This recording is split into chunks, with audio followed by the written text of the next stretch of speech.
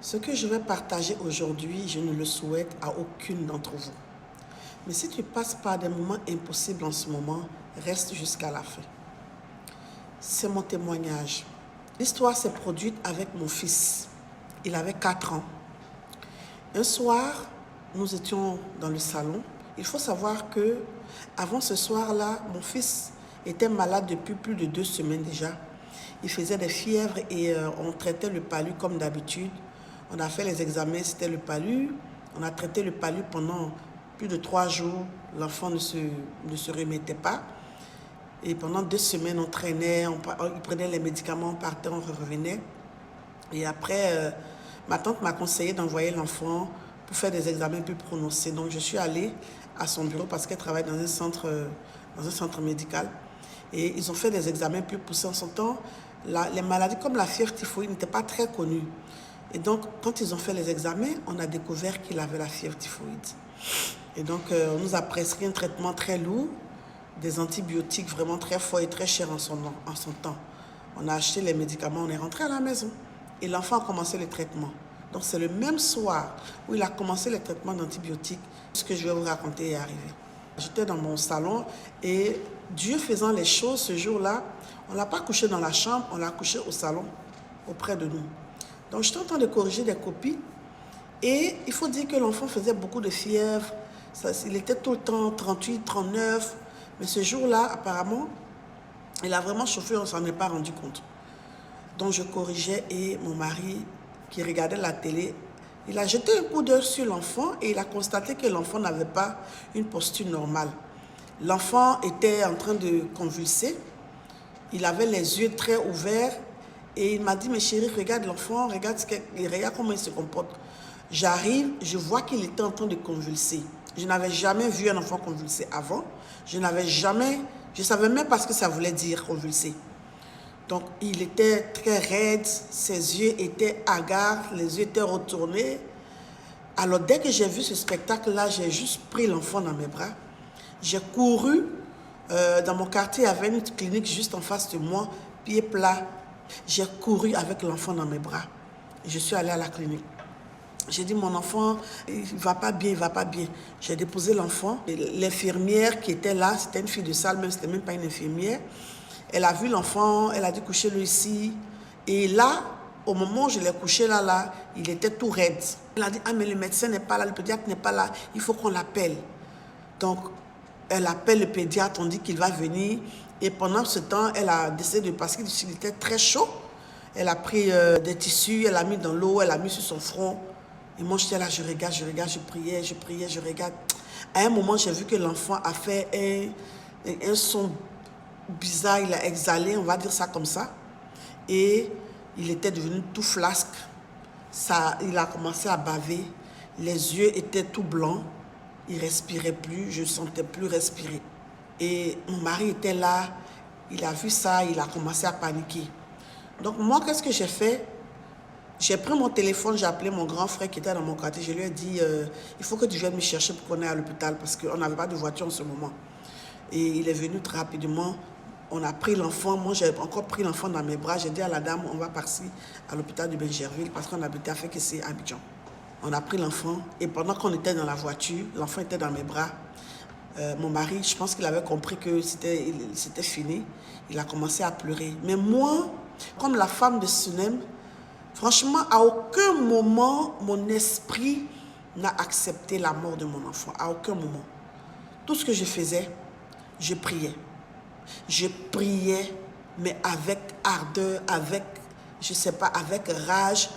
Je déclarais la parole de Dieu. Je dis, Seigneur, tu ne m'as pas donné un enfant pour qu'il meure. Tu vivras.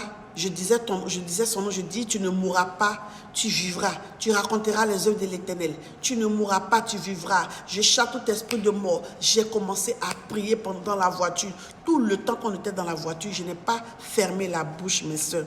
Toutes les paroles bibliques qui me passaient par la tête, je les proclamais sur mon enfant. Et pour vous dire la vérité, dans mon âme, j'étais convaincue qu'il ne pouvait pas mourir, quoi, que Dieu ne pouvait pas permettre cela. Et mon mari, lui, il était comme... Il pleurait franchement. Il pleurait parce qu'après ce qu'il m'a dit, c'est qu'il avait déjà vu quelqu'un mourir et c'était exactement les mêmes choses qui s'étaient passées. Bref, on a conduit, on est parti à l'hôpital de Bergerville. Quand on est arrivé là-bas, je ne voulais même pas que quelqu'un touche mon enfant. J'ai pris l'enfant, j'ai dit que l'enfant ne respire plus. J'ai donné l'enfant aux infirmiers. Ils ont mis rapidement, ils sont partis en salle de réanimation avec lui. Ils nous ont demandé de rester en salle d'attente. Et moi, je suis restée dans la salle d'attente. J'ai dit à mon mari, prions. On a prié, j'ai déclaré, j'ai adoré le Seigneur, je louais son nom, j'ai invoqué le feu. En tout cas, j'ai prié. Je n'ai pas fermé la bouche à un seul moment.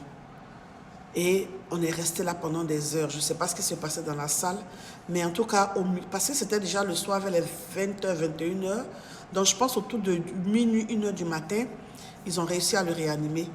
Et ils l'ont gardé pendant un moment, et autour de 3h, 4h du matin, ils l'ont emmené en chambre.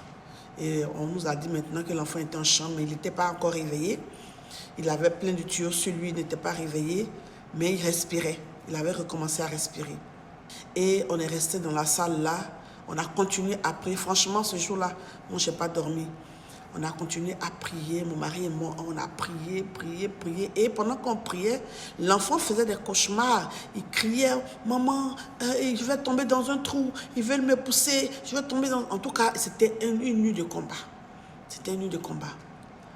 Et après, autour de 5h, 6h, moi, j'étais fatiguée, je me suis assoupie. Autour de 8h30, 9h, l'enfant s'est réveillé. Mais quand il s'est réveillé, mais vraiment avec l'aspect de quelqu'un qui n'avait jamais été malade. Il est totalement guéri. Je vous dis, l'enfant il s'est réveillé, guéri et il parlait beaucoup. Dès qu'il a ouvert les yeux, moi j'étais assise à côté de lui, il m'a dit, maman, je suis guéri, allons à la maison. J'ai dit, amen, tu es guéri, le Seigneur t'a guéri. Et les médecins ils sont venus faire les examens, les analyses. Ils ont trouvé que tout était normal. Tout était normal. Ils ont juste voulu le garder pour l'observer pendant 3 autres jours. Mais le jour où on nous a libérés, quand on est rentré à la maison, l'enfant a pris un ballon, il a commencé à jouer. Dieu a ressuscité mon enfant. Dieu a ramené mon enfant à la vie. Pourquoi? Parce que j'ai eu foi, j'ai osé croire. J'ai osé croire. Ce qui va me conforter, c'est que 3 semaines ou 1 mois après, lui, son petit frère aussi est tombé malade. Il avait la diarrhée. Et il était en train de l'encourager. Il a dit, moi, il ne faut pas avoir peur. Jésus va te guérir. Et ma petite soeur qui les surveillait, elle lui a demandé, comment toi, tu as déjà vu Jésus guérir quelqu'un? Voilà ce que l'enfant va lui dire. Il dit, oui, tata Delphine, j'ai vu Jésus. Comment j'étais malade là? Jésus est venu me dire de partir à la maison. Elle dit, tu as vu Jésus comment? Il dit, je l'ai vu, il a porté un habit blanc et puis il était dans le soleil. Et puis il a dit, retourne à la maison, maman t'attend. Et puis je me suis réveillée à l'hôpital. Voici le témoignage que mon fils a rendu des semaines plus tard de ce que Dieu avait fait cette nuit-là. Il a été ressuscité, il a été ramené à la vie. Ce témoignage-là, c'est le fondement de ma foi. Aujourd'hui, parce que j'ai vécu cela, je sais que quel que soit ce que l'ennemi peut faire dans la vie de mon enfant, si Dieu a ramené un de mes enfants à la vie, ça veut dire que ma prière a du poids. Ça veut dire que ma foi est validée. Ça veut dire que rien n'est impossible au Dieu que j'adore. Maman, pourquoi je te partage ce témoignage? Parce que je veux t'encourager à ne jamais, jamais, mais jamais croire le mensonge de l'ennemi. N'accepte pas le verdict du diable. Fais comme cette femme de Sunem. N'accepte pas le verdict de Satan pour la vie de tes enfants. Shalom.